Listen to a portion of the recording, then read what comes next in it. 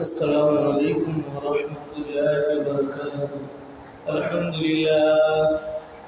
لله نحمده ونستعينه ونستغفره ونعوذ بالله من شرور أنفسنا ومن سيئات أعمالنا. من يهد الله فلا مضل له ومن يضلله فلا هادي له ونشهد أن لا إله إلا الله وحده لا شريك له وأشهد أن سيدنا وسيدنا ومولانا محمدا عبده ورسوله الذي أرسله بالحق بشيرا ونذيرا وداعيا إلى الله بإذنه وسراجا منيرا. فقد قال الله تعالى في كلامه المجيد والفرقانه الحميد: أعوذ بالله من الشيطان الرجيم. بسم الله الرحمن الرحيم. قد أفلح من تزكى وذكر اسم ربه فصلى. وقال النبي صلى الله عليه وسلم: المرء مع من أحب، أو كما قال النبي عليه الصلاة والسلام. وقال الشاعر: दिन की सूरज डूब रही है हम लोगों के सामने, तो जहाँ शोर ने किया जवाब दे मुस्तफा की सामने। আজ করব না করব খেলি, এইভাবে দিন গেল খেলি, কেমন করে হিসাব দিব নিকাশ যদি চাই, দিন ফুরায়ে যায় রে আমার, দিন ফুরায়ে যায়। আল্লাহ তাআলা দরবারে লাখ লাখ শুকরিয়া যে আল্লাহ পাক রব্বুল আলামিন আমাদেরকে জুমাদিউস সানি মাসের প্রথম জুমায় যে আল্লাহ পাক রব্বুল আলামিন আমাদেরকে হাজির করলেন, উপস্থিত করলেন, অ্যাটেন্ড করলেন। ও আল্লাহ শুকরিয়া আদায় করি, সকলে আলহামদুলিল্লাহ। ওই নবীজির উপর দরুদ করি যে নবীর উপরে আল্লাহ তার ফেরেশতা সমস্ত সৃষ্টিকুল যে নবীর উপর দরুদ পড়ে, আমরা আমাদের স্ব ভাষায় স্ব জবানে ওই নবীজির উপর একবার দরুদ করি সকলে সাল্লাল্লাহু আলাইহি ওয়াসাল্লাম। যে আল্লাহ পাক রব্বুল আলামিন আমাকে আপনাকে দুনিয়ায় পাঠাইছেন আল্লাহ তাআলার ইবাদত বন্দেগী করার জন্য। আল্লাহর ইবাদত বন্দেগী আমরা করব, যে কিভাবে করব এর জন্য কি আমাদের কত নির্দেশ যে গাইডলাইন, সেটা হলো কি আল্লাহর কোরআন। তাহলে আল্লাহর কোরআন আল্লাহ দিয়েছে, তারপরে নবী রাসূল, এরপরে উম্মতের রাহবার হিসাবে হক্কানি পীর মাশায়েখদেরকে আল্লাহ দিয়েছে। পীর মাশায়েখ এটা কি হক্কানি সিলসিলা, হক্কানি তরিকা। বর্তমানে এই তরিকাকে কলঙ্কিত করার জন্য রাস্তার মুড়ে মুড়ে কিছু কি ভণ্ডরা বসে গেছে আস্তানা গিরি। যে পীর মুরিদির লাইন, হক লাইন, এই লাইনটা এসেছে আল্লাহ রসুলের জামাতা হযরত আলী রাদিয়াল্লাহু তাআলা আনহু পর্যন্ত যার সিলসিলা যাবে সেটাই কি হক্কানি পীর ধরা যাবে। আর এছাড়া মাঠে ঘাটে পথে প্রান্তরে যারা কি যে পীর সাজে বসে আছে, যে মানুষদেরকে চাইলে বলে যে কি করতে হবে, তোমার বায়াত হতে হবে, যে যদি তুমি জান্নাত পেতে চাও বাবার পায়ে তেল দাও, যদি জান্নাত পেতে চাও বাবার পায়ে কি লাগাও, তেল লাগাও। নিজে মুরিদ হলে হবে না, তোমার বউটাকে নিয়ে এসেও কি এরও কি আখিরাত আছে, বড়কাল আছে, নাউজুবিল্লাহ, একেও কি বাবার দরবারে নিয়ে যাও। যে এইভাবে পীর মুরিদির লাইন, এটা কি হক লাইন, এই লাইনটাকে দিন দিন কি জাতির সামনে খারাপ করতেছে, বলতেছে আমি কেমন পীর হলাম যদি তোমাকে জান্নাতে নিয়ে যেতে না পারি, নাউজুবিল্লাহ।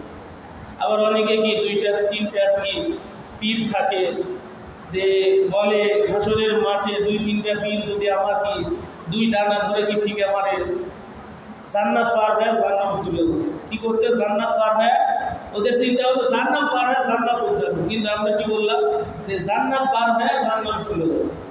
যে এই নিয়তে করলে হবে না। যে একজন পীর এটা কি দেখেন, আগে বুঝতে হবে আহলে হাদিস সহ মাযহাবী যে ভাইরা তাদের শায়েখরাই কি এগুলো বলতেছে যে পীর মুরিদি কি এরা কোরআন হাদিসে নেই। আসলে আমাদের বুঝতে হবে পীর মুরিদ শব্দ এটা কি কোরআন হাদিসের কোনো শব্দ নয়। কোরআন হাদিসের যে শব্দ আছে ক্বালা আবুনা শাইখুন কাবীর, যে শায়েখ শব্দ এটা কি কোরআনের আয়াতে আছে সূরাতুল কসস।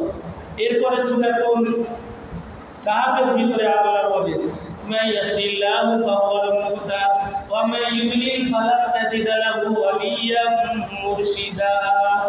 যে মুর্শিদ শব্দ, শায়েখ শব্দ এগুলো কি কোরআন হাদিসে আছে, এগুলো কি অভাব নেই। শায়েখ শব্দ, মুর্শিদ শব্দ মানে কি পীর মুরিদ যেটা বলা হয়। তাহলে অনেকে বলে যে সব যে দুনিয়ার কোনো পীর নেই, পীর বলতে কিছু নেই, যে সবচাইতে বড় পীর কি বাপ মা। এ কটা কি একেবারে কোরআন হাদিসের সঙ্গে কোনো মিল নেই। যে বাপ মা আপনার কি মুরব্বী, বাপ মায়ের খেদমত করতে হবে, আল্লাহর ইবাদতের পরে কি বাপ মায়ের খেদমত করতে হবে। তাই বলে বাপ মাকে পীর বলা যাবে না, যে বাপ মা পীর হতে পারে না। যে পীর হতে হলে কমপক্ষে তাকে মিশকাত জালালাইন এই লাইনগুলো কি করতে হবে। তাহলে যে সাধারণ কি যে পীরের ছেলে পীর, মেম্বারের ছেলে মেম্বার, চেয়ারম্যানের ছেলে চেয়ারম্যান, এমপির ছেলে এমপি, যেগুলো বলে হবে না। যে পীর সাহেব যখন মারা যাবে, মারা যাওয়ার আগ মুহূর্তে যে তার 6টা 7টা সন্তান, এর ভিতরে কার আমল ভালো, কে বড় আলেম, তাকে ফকির বানিয়ে যেতে হবে। কিন্তু কি আজ বর্তমান যে কি যে রাজারবাগী দরবার বলে একটা দরবার আছে বাংলাদেশে, সেই পীরের দেখলাম যে কি দাঁড়িয়ে মুসলে একবারে ক্লিন সেভ করে বসে আছে যে বাংলাদেশ জাতীয় ঐক্যফ্রন্ট ওরা আবার কি নির্বাচন করে, যে কি এইভাবে দাঁড়িয়ে মুসলে। তাহলে যে পীরের কাছে আপনি যাবেন তার কি সুন্নত আছে কিনা, মাথার থেকে নিয়ে মাথার টুপির থেকে নিয়ে পায়ের পাতা পর্যন্ত তার কি সুন্নত আছে কিনা এগুলো দেখতে হবে। কিন্তু আজ আমরা কি যে রাস্তাঘাটে চলে যাই যেখানে পীর দাবি করে, আবার কি যে বাংলাদেশে বলে কি হয় কাওয়ালি হয়, যে পীরের দরবারে কাওয়ালি হয়, নাউজুবিল্লাহ, গান বাদ্য হয়, দুগি তবলা নিয়ে যায় কি রাতে কি ডুমডুম করে কি এগুলো বাজাইতেছে। অথচ আল্লাহ রসুল বলেন বুইস্তু মাযামিলুশ শাইতান, আমি নবীজি প্রেরিত হয়েছি ডুগি তবলা হারমোনিয়াম বাদ্যযন্ত্র এগুলো পৃথিবীর থেকে উৎখাত করার জন্য কি আমি নবী প্রেরিত হয়েছি। তাহলে হাদিস দ্বারা কি বুঝলাম যে কোনোদিন ইসলাম নবী আল্লাহ এটা সমর্থন করে না যে তুমি পীরের দরবারে যাবে, ওখানে যায় কি লালনের গান করে। কি বলতেছে যে কয়দিন আগে সোশ্যাল মিডিয়ায় যে ভিডিও দেখলাম, একজন শয়তান বলতেছে যদি লালনের দরবার থেকে গাঞ্জা ঘিরে যায়, মানে গাঞ্জা যদি উৎখাত হয়ে যায়, এখানে আর কি ভক্তবৃন্দরা আসবে। এই চিন্তা করেন যে পীর হচ্ছে রুহানি ডাক্তার। পীর কি রুহানি ডাক্তার। আমার আপনার শরীরে যখন কি হয় রোগ হয়, শারীরিক রোগ হয়, তখন আমরা কি করি, তখন আমরা ডাক্তারের কাছে যাই। ডাক্তারের কাছে যাওয়ার পরে আমরা কি ডাক্তারের প্রেসক্রিপশন অনুযায়ী গিয়ে আমরা যে ডাক্তার নাম নিয়ে কি ওষুধ বিক্রি করতেছে তার কাছে যাই। যাওয়ার পরে দেখালাম, প্রেসক্রিপশন দেখে বললো যে এই ওষুধ দিন। বাড়িতে নিয়ে গেলাম, বাড়িতে যায় কি খেলাম, খাওয়ার পরে যদি আল্লাহর হুকুম লেখা থাকে যে ওষুধ বড়ি খাওয়ার দ্বারা এই ব্যক্তি ভালো হতে পারে, তাহলে ওষুধ বড়ি কী করবে, কাজ করবে, মেডিসিন কাজ করবে। আর যদি মনে করেন এই মেডিসিনের উপরে হুকুমটা আসলো না, আল্লাহর পক্ষ থেকে এই হুকুমটা কি আসলো না, তাহলে আপনি কি দেশ বিদেশের যতই কি বড় বড় ওষুধ কোম্পানির থেকে ওষুধ নিয়ে আসা খান, বড় বড় এমবিবিএস, এফসিপিএস, এফআরসিএস ডাক্তারের কাছে কি ডিগ্রি নিয়ে আসতে তার কাছ থেকে কী করলেন, প্রেসক্রিপশন লিখে দিয়ে আসলেন, কিন্তু আল্লাহর পক্ষ থেকে কিনে হুকুম নেই। আপনি যত বড় ডাক্তারের ওষুধ খান না কেন, যদি আল্লাহর হুকুম না থাকে তাহলে আপনার রোগ কী সারবে? তাহলে দুনিয়ার একটা শারীরিক রোগ যদি হয়, এই রোগ সারাতে গেলে কি লাগে? এই রোগ সারাতে গেলে বড় বড় ডাক্তারের কাছে যাওয়া লাগে। তাহলে আমি আপনি মানুষ, আল্লাহ তাআলা আমাকে আপনাকে রক্তে মাংসে ভরা মানুষ হিসেবে দুনিয়ায় পাঠাইছে। এই মানুষের ভিতরে কি আছে? রুহের কিছু রোগ আছে। এই রোগগুলো কি আমাদের সারতে হবে। আমরা শুধু কুরবানির সময় কি করি? গরুই জবাই করি, ছাগলই জবাই করি, কিন্তু মানুষের ভিতরে যে খারাপ আত্মা আছে, নফস আছে, নফস শয়তান আছে, তারপরে দুনিয়ার মহাব্বত, তারপরে বড় লিডার হওয়ার কি আশা আকাঙ্ক্ষা আছে, তারপরে কি বড় বড় গাড়ি করার কি আশা আছে, তারপরে রিয়া আছে, কিবির আছে, তারপরে কি হিংসা আছে, অহংকার আছে। এগুলো কি রুহের রূপ। এই রূপটা কার কাছে গেলে সারবে? হক্কানি পীর মাশায়েখের দরবারে আপনি যাবেন।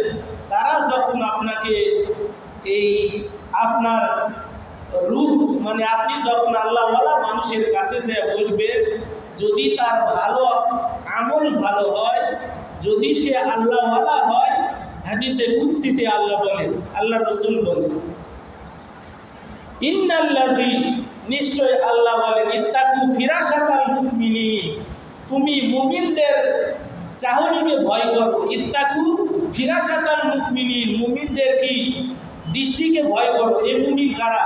আমার আপনার মতো গাঞ্জাখোর, বেনামাজি, যে এরা কি করে, যখন কোনো মানুষের কি গাছে নারকেল হয়, হায় রে বা কত নারকেল রে ওই গাছে, এই যখন একটা তার কুদৃষ্টি ওই নারকেল গাছের উপরে যা পড়লো, ওই নারকেল গাছের কি নারকেল কম হওয়া শুরু করে। এরপরে গ্রামের ভিতরে আগে আমরা দেখছি, এখন এটা অনেক সময় দেখা যায় যে কবুতর, বাদুড়ের হাত, তারপরে কাকের হাত থেকে বাঁচতে যায় মানুষ কি করে, এরকম করে লাঠি দিয়ে মানুষ বানায়, মানুষ বানানোর পরে মাথায় কি কালো একটা পাতিল দেয়, দেওয়ার পরে কি মানুষের কি একটা চোখ বানায়, তারপরে কি নাক বানায়, কান বানায়, মনে হয় যে একটা আস্ত মানুষ ওখানে দাঁড়িয়ে আছে। এখন আসলে কি ওটা মানুষ না, মানুষ নামের ফেক একজন ওখানে দাঁড়িয়ে আছে। তাহলে একটা মানুষের দৃষ্টি, এই মানুষের দৃষ্টি, দুনিয়াবি একজন গাঞ্জাখোর, দুনিয়াবি একজন বেনামাজি, সুদখোর, এদের দৃষ্টি যদি কি কোনো ফল ফুলান্তের উপরে পড়ার দ্বারা ওই গাছের ফল যদি কি হয়, কম হয়, তাহলে আল্লাহ রাসূল বলে, ইত্তাকু ফিরাশাতাল মুমিন ফাইন্নাহু ইয়াজুলু বিনুরিল্লাহ সুবহানাল্লাহ। আল্লাহ রাসূল বলে, যখন তুমি কোনো মুমিনের কাছে দাঁড়াবে, তার আমল যদি ভালো হয়, আল্লাহওয়ালা ব্যক্তি যদি হয়, তাহলে তার প্রথম দৃষ্টি যখন তোমার উপরে পড়বে, তোমার এই দৃষ্টি, ওই আল্লাহওয়ালার দৃষ্টি পড়ার দ্বারা তোমার অন্তরটা কি হবে? নূরান্বিত হবে।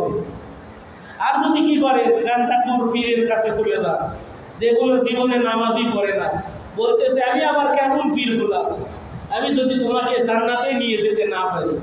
অনেক পীরের মুরিদ বাংলাদেশে আছে, তারা নামাজ পড়তে মসজিদে আসে না, তখন বলতেছে আল্লাহ কি আমার কলমে হাজির, আল্লাহ আমার কলমে হাজির, আমি আল্লাহর ঘরে যা কি করবো? নাউজুবিল্লাহ, আল্লাহর ঘরে যা আমি কি করবো?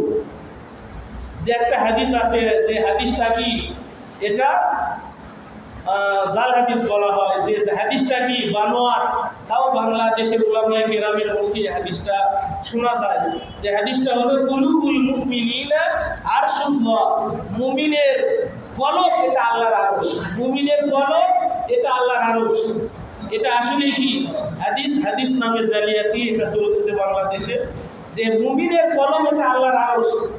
এই কথা বলে সেরও বলে, মান্না গঞ্জম দর জমিন ও আসেমা লেকে গঞ্জম দর কুলুবে মুমিনা, যে আপনি যে আল্লাহ তাআলা কোনো জায়গায় স্থায়ী হন না, আল্লাহ তাআলা মুমিনের অন্তরে স্থায়ী হন। তাহলে আমার আপনার অন্তর কি, এই রূহটাকে কি করতে হবে? আগে পাক করতে হবে। এই রূহের ভিতরে কি থাকে? যদি নাপাক থাকে এই রূহ যদি কি হয়, আল্লাহ রসুল হাদিস শরীফের ভিতরে বলেন, আলা ইন্না ফিল জাসাদি মুদগা ইযা সালুয়াত সালুয়াল জাসাদু কুল্লু ওয়া ইযা ফাসাদাত ফাসাদাল জাসাদু কুল্লু আলা ওয়া হিয়াল কলব। আল্লাহ রাসূল বলেন, মানুষের শরীরের ভিতরে এমন একটা গোশতের টুকরা আছে, যে গোশতের টুকরা পাক থাকলে, পরিষ্কার থাকলে, ক্লিন থাকলে সমস্ত ভালো কথা কি ওই অন্তরে তাসির করবে। আর যে পাপ করতে করতে অন্তরটাই কি কালো করে ফেলাইছে, সে উলামায়ে কেরাম যত বাংলাদেশের বড় বড় বক্তার ওয়াজ শুনে দেন না কেন, তার কলম কি কাজ করবে না। যে আজ বাংলাদেশে এত ওয়াজ হয়, সারা রাত মানুষ ওয়াজ শুনে ফজরের নামাজে অ্যাটেন্ড করে না, কারণ যে তার অন্তর কি, অন্তর কুলসিত, ওয়াজ শুনতে শুনতে সে কি করে, সারা রাত করে ফেলায়, কিন্তু তার অন্তর গান্দা থাকার কারণে তার কথাটা ভিতরে তাসির করে। এই জন্য দেখবেন জুমার দিন যে 30 মিনিট বা 32 মিনিট বা 35 মিনিট যে ওয়াইজ বক্তা ইমাম খতিব যে আলোচনা করে, এই আলোচনা শোনার দ্বারা কি হয় না, এটা আসর করে না। এটা কি আসর করে না, যে সারা সপ্তাহে যে নামাজ পড়েনি, একে আপনি কি কুরআন হাদিস গুলে ঝাড়ফুঁক দিয়ে এই প্রাণী আপনি দিলেন, যে বলেন বাবা বেনামাজি হয়ে মরো না, হাসরের মাঠে সবার আগে নামাজের হিসাব হইবে, যে তোমার নামাজ ঠিক, সমস্ত আমল ঠিক, তোমার নামাজ বেঠিক, সমস্ত আমল বেঠিক। যতই বলেন না কেন, বেনামাজির গোষ্ঠী এরা এমন একটা পাক্কা নিয়ত করে আছে, যে আজকে জুম্মার দিনে নামাজ পড়ে গেল, হুজুরকে আমাদের মসজিদের ইমাম নয়, বাইতুল মুকাররমের বড় হুজুর, এমনকি মক্কা মদিনার ইমামও আসে কি যদি জাতিকে বুঝায়, তাও কি তার ভিতরে কাজ করবে না, কারণ তার কলমটা গান্দা হয়ে আছে। এই কলমের ভিতরে ময়লা পড়তে পড়তে এই কলমের ভিতরে আর কোনো তাসির করে না। কারণ আপনি মনে করলেন বাড়িতে যায় একটা লুকিং গ্লাস আয়না নিলেন, এই আয়নার ভিতরে কি করলেন, চেহারা দেখবেন, যে দোয়া আছে আল্লাহুম্মা হাসানতা খালকি ফাহাসিন খুলুকি, যেটা দোয়া তো আমরা জীবনে শুনিনি, যে আয়না দেখার যে দোয়া আল্লাহুম্মা হাসানতা খালকি, যে আল্লাহ আমার চেহারা আপনি কি ভালো করে দেন এবং আমার অন্তরটাও কি ফ্রেশ করে দেন। তাহলে আপনি একটা আয়না দিয়ে কি করবেন, চেহারা দেখবেন, এই আয়নার ভিতরে যদি ময়লা থাকে, আয়নার উপরে ময়লা থাকে, তাহলে কি চেহারা ভালো দেখা যাবে না। তাহলে আপনি আল্লাহকে দেখতে চান, যে হাদিসে কুদসিতের ভিতরে যেটা আছে, আনতাবুদাল্লাহ কান্নাকা তারাহু ফাইন লাম তাকুন তারাহু ফাইন্নাহু ইয়ারাক, যে তুমি এমনভাবে আল্লাহর ইবাদত করো যেন তুমি আল্লাহকে দেখতেছো। যদি তুমি আর আমল খারাপ হয়, তুমি আল্লাহকে দেখতেছো না, কিন্তু আল্লাহ তোমাকে দেখতেছে, কিন্তু তোমার আয়নায় কি অপরিষ্কার হয়ে আছে। তাহলে তোমার অন্তরটা কি করতে হবে, আগে সাফ করতে হবে। এই অন্তর যদি সাফ হয়, এই অন্তর যদি ক্লিন হয়, তাহলে তুমি আল্লাহর নূর দেখতে পাবে।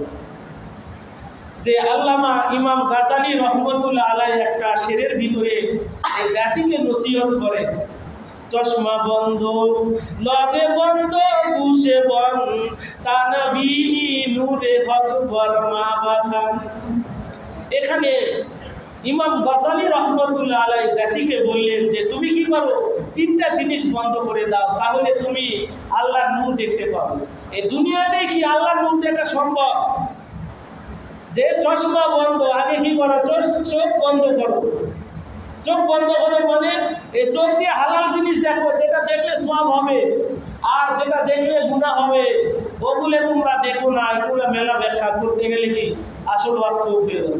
তাহলে চোখ বন্ধ করো মানে কি, যেটা দেখলে তোমার সওয়াব হবে। তোমার স্ত্রীর দিকে তাকাও, তোমার স্ত্রী বাদ দিয়ে বেগানা নারীর দিকে তাকাও না, কলম বন্ধ হয়ে যাবে, কলমের দরজা বন্ধ হয়ে যাবে। তাহলে তোমার স্ত্রীর দিকে তাকাও, এখানে সওয়াব আছে। তোমার মায়ের দিকে তাকাও, বাপের দিকে তাকাও, তুমি কি হক্কানি আলেম ওলামার দিকে তাকাও, তুমি কাবা ঘরের দিকে তাকাও, কোরআনের দিকে তাকাও, তাহলে তোমার এখন সময় দুপুর 1টা। অশ্লীল জিনিস দেখলেন, যেটা শরীর নিষেধ করে, সেই জিনিসটি আপনি দেখলেন, হা করে তাকিয়ে, যে বলতেছে একটা ওয়াজ করতেছে একটা বক্তা মুফতি ইলিয়াসুর রহমান জিহাদি, এই ওয়াজ করতেছে, এই ওয়াজ নিয়ে আবার টিকটক করাইছে, এই ওয়াজ নিয়ে কি আবার টিকটক। তে বলতেছে হুজুর যে মিশকাত শরীফের হাদিস, আল্লাহ রসুল বলে প্রথম যখন কোনো বেগানা নারীর উপর তোমার দৃষ্টি পড়ে, প্রথম দৃষ্টি নজরে ফুজাআত, এটা কি একবারই এক নারীর উপর কি দৃষ্টি পড়লো বেগানা নারীর উপরে, তুমি সঙ্গে সঙ্গে চোখ ফিরাও। যদি চোখ না ফিরে দেখি দেখতেই থাকে যে প্রথম দৃষ্টি হালাল, 1 ঘন্টা ধরে দেখবো, এটা দিয়ে কি আবার টিকটক হচ্ছে ওয়াজ দিয়ে। তাহলে কি বললাম যে প্রথম দৃষ্টি যদি বেগানার উপরে পড়ে সঙ্গে সঙ্গে চোখ ফিরিয়ে নাও, তাহলে তোমার আমলের ভিতরে যে স্বাদ আছে এটা তুমি অন্তরে অনুভব করবে। কিন্তু আজ আমরা আমাদের ছেলে মেয়ে কি আজ আমাদের ছেলে মেয়ে কি আজকে বেগানা ভাবে ঘুরতেছে রাস্তাঘাটে। এই আমাদের সমাজ বাদ দিয়ে আরেক সমাজের বিয়ে, সেসব বিয়ের বাড়িতে দেখলাম মসজিদে আসতে যে বিয়ের ভিতরে কি এমন রং দিছে মহিলার গায়ে, যে মহিলার গায়ে এত রং দিছে যে মনে করেন মুসলমানের বিয়ের যদি কি এত কি রং দেয়, তাহলে হিন্দুর বিয়েতে কি অবস্থা হবে। যে আজকাল মুসলমানের ট্র্যাডিশন কালচার এগুলো ধ্বংস হয়ে যাচ্ছে। যে প্রত্যেকটা মুসলমান যে কি করে নামাজ পড়ে রোজা করে, ছেলে মেয়ের বিবাহে গেলে কি বোঝা যায় ও কেমন কাকা মুসলমান। যে সাইদুলের কিচ্ছা যে মাজা জোগানো, নাজমার মায়ের মাজা জোগান, গানগুলো বাজায় ছেলে মেয়েরগুলো আপনি বিবাহ দিচ্ছেন, এই বিবাহের ভিতরে আল্লাহ কি বরকত দিবে না। এই জন্য বাংলাদেশে যে আজকাল নারী নির্যাতন এগুলো বৃদ্ধি পাইতেছে। যে আজ আমরা কি ধর্ম মানি না, যে ধর্ম যার উৎসব সবার যে আলোচনা কি কিছুদিন আগে করা হয়েছে, যে আজ আমাদের ছেলে মেয়েগুলো বিপদগামী হচ্ছে। আমরা গাড়ির গার্ডিয়ান, আমাদেরকে হাসরের মাঠে আগে ধরবে। আমি সমাজের কি প্রধান, আমি লিডার, আমাকে আগে ধরা হবে যে তোমার সমাজের ভিতরে অশ্লীল গান বাদ্য চলতেছে, ছেলে মেয়ের বিবাহের অনুষ্ঠান কি চলতেছে, এগুলো তুমি দেখেও কি চুপ আছো, এগুলোর বিরুদ্ধে তুমি কোনো অ্যাকশন নেওনি। শুধু আমরা মসজিদে বললাম আর কি এই দিক দিয়ে শুনলেন, এই দিক দিয়ে ব্যয় করে দিন।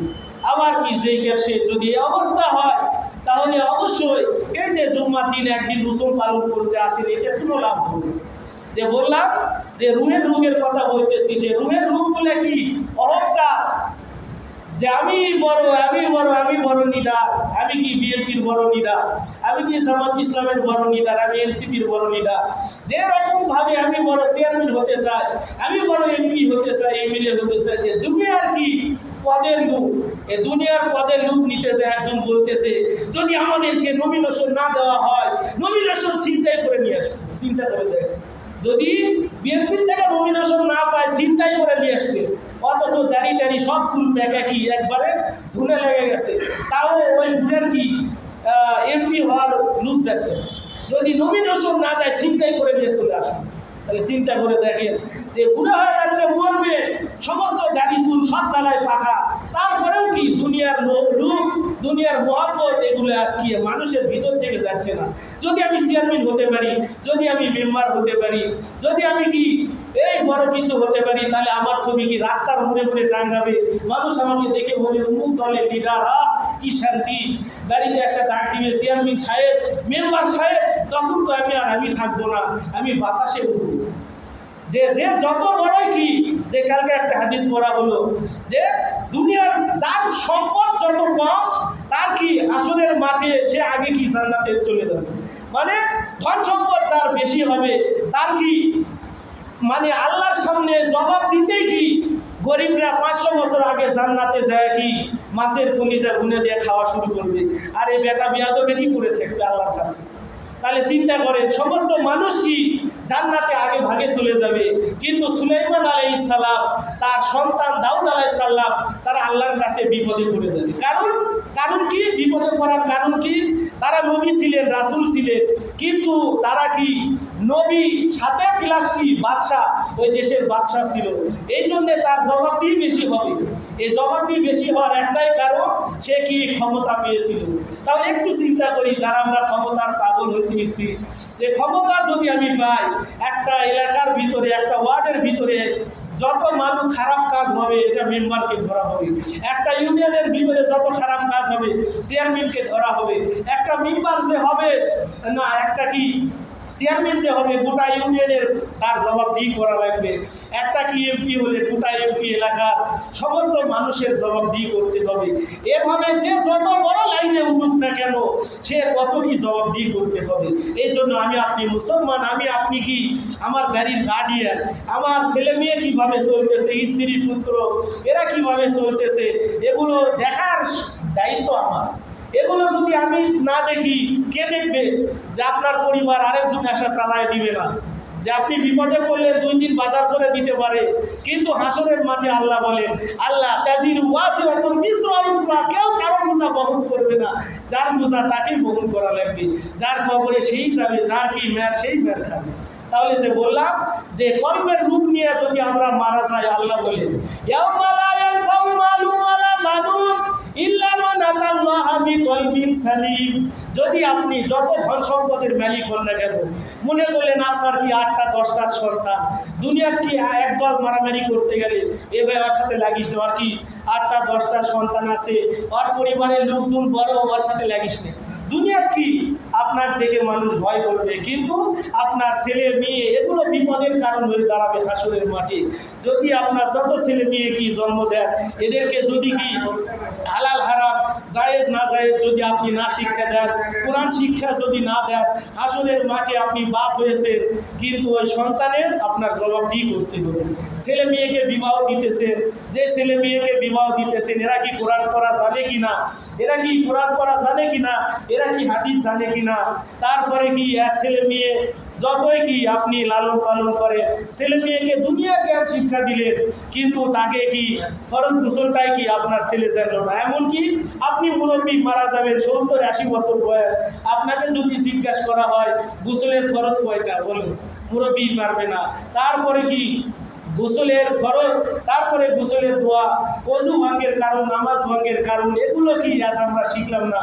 মনে করলাম কি দুনিয়া কামাই করতেছি, এটাই কি আমার মনে হয় সব, যে না দুনিয়া আপনার সব না, আপনার জন্য আখিরাত সামনে কি রেডি আছে।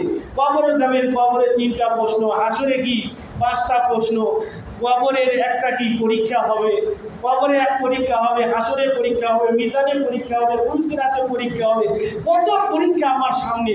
আর আমি মনে করতেছি জুম্মার দিন একদিন নামাজ পড়ে যাব, আবার কি শুক্রবারে কি যদি আল্লাহর কাছে হয় এর আগে যদি কেউ সিট পটান দিয়ে মারা যায়, তাহলে কি জানাজার নামাজে যাব। যেভাবে সপ্তাহে একদিন নামাজ না, আল্লাহর পয়গম্বর বলে জুলিলা কুররাতু আইনি লিসসালাত, আমি পয়গম্বর, আমার চক্ষু শীতলতা আছে নামাজের ভিতরে, আর তুমি উম্মত হাইয়াল আসসালাহ হাইয়াল আল ফালাহ বলে ডাকতেছে, আর তুমি কি করতেছো, ল্যাংখাটা গরম করতেছো, স্ত্রীর গলা ধরে আরামে শুয়ে আসো, ওই স্ত্রী হাসরের মাঠে একটা নেকি দিবে না। আপনি বিপদে পড়বেন, হায় আমার পানির স্ত্রী আজ বিপদে পড়ে গেছি, ফজরের সময় হাইয়াল আসসালাহ হাইয়াল আল ফালাহ সালাতু খায়রুম মিনান নাওম বলেছে, তাও তো গলা ধরে আরামে শুয়ে আসলাম, আজকে একটা নেকি দে, দেখ তোর জন্য কি আমি কি সুদ ঘুষ মানিনি, হালাল হারাম ডিপেন্ড করিনি, আজ তোর জন্য আজ বিপদে পড়ে গেছে, একটা নেকি দে।